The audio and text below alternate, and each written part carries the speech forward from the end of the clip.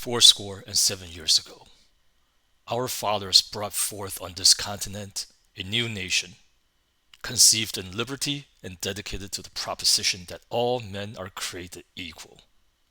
Now, we're engaged in a great civil war, testing whether that nation or any nation so conceived and so dedicated can long endure. We're met on a great battlefield of that war.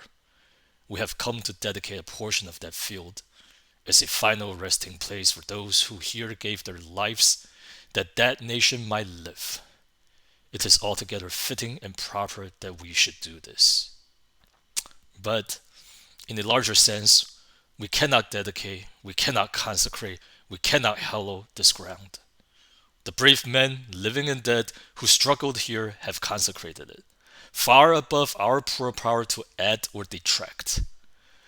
The world will little note nor long remember what we say here, but it can never forget what they did here.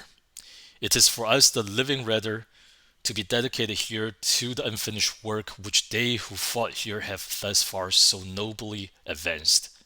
It is rather for us to be here dedicated to the great task remaining before us, that from these honored dead we take increased devotion to that cause for which they gave the last full measure of devotion, that we here highly resolve that these dead shall not have died in vain, that this nation under God shall have a new birth of freedom, and that the government of the people, by the people, for the people, shall not perish from the earth.